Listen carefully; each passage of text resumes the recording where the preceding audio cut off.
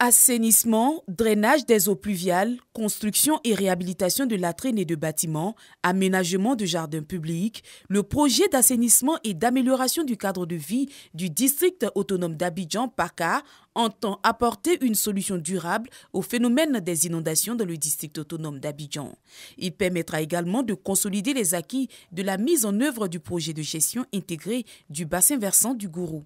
Le gouvernement a fait de nombreux efforts, aussi bien dans la construction d'ouvrages, mais également dans la sensibilisation et la communication.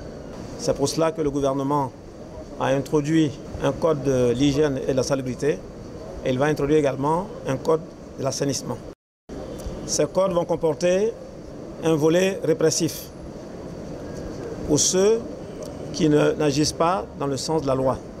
Les bénéficiaires du projet sont estimés à 3,5 millions d'habitants avec 51% de femmes. Plusieurs communes sont concernées par le projet, notamment Adjamé, Atekoubé, Yopougon et 5 villages de la sous-préfecture de Songon, dont Songon-Kassamblé et Songon-Dagbé. Occasion pour le ministre-gouverneur du district autonome d'Abidjan de lancer un appel. Cette opération est d'une importance capitale parce que cela permettra de préserver des vies humaines et de donner à Abidjan un rayonnement du point de vue de l'environnement qui donne satisfaction à ce que nous voudrions pour notre capitale et qui soit conforme à la volonté du chef de l'État. Ces ouvrages ne sont pas destinés à recevoir les ordures ménagères. C'est pourquoi dans le projet, nous avons prévu l'acquisition des bacs à ordures pour permettre aux populations de jeter leurs ordures dans les bacs et non dans les caniveaux. Le représentant de la Banque africaine de développement a réitéré ses remerciements au gouvernement pour la confiance en lui accordée pour le financement de ce projet. Le projet de gestion intégrée du bassin versant du Gourou a également permis d'élaborer un plan d'investissement sur 20 ans, dénommé Programme d'aménagement et de gestion intégrée du bassin versant du Gourou, qui a bénéficié d'un financement partiel de la BOAD à hauteur de 29,5 milliards de francs CFA. Notons par ailleurs que le projet d'assainissement et d'amélioration du cadre de vie du district autonome d'Abidjan, PACA, s'étendra sur une durée de 4 ans.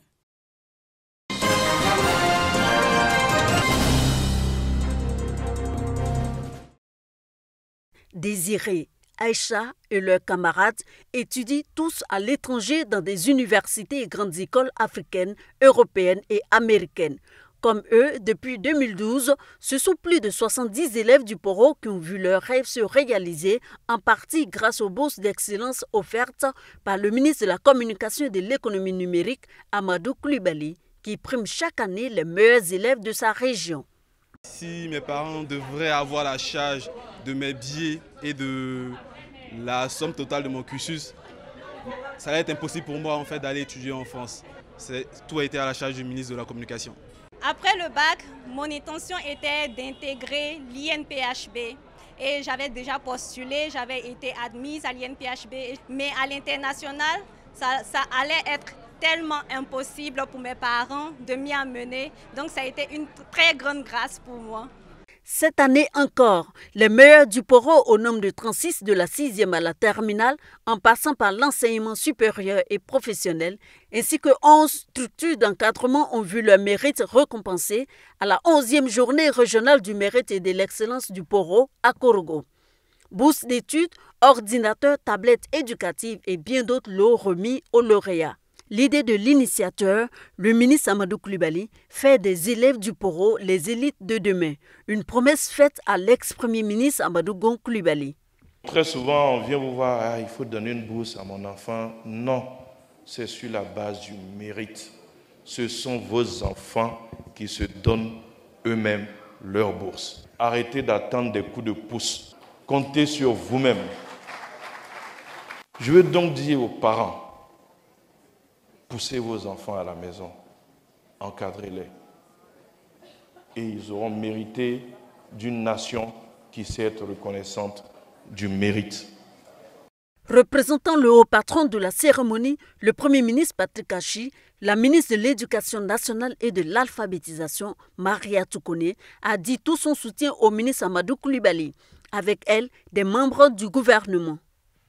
Mon jeune frère Amadou, merci d'encourager la recherche de meilleures graines dans la région du Poro, avec tous les élus et cadres de la région du Poro, recevez les félicitations et les encouragements du Premier ministre Patrick Achi Jérôme, chef du gouvernement, pour qui le secteur éducation-formation est la fondation du programme du gouvernement.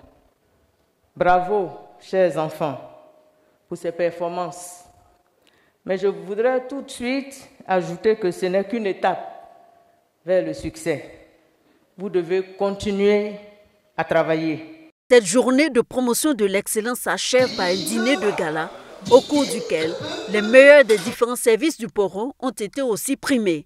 Rendez-vous est donc pris en 2023 pour l'édition 12.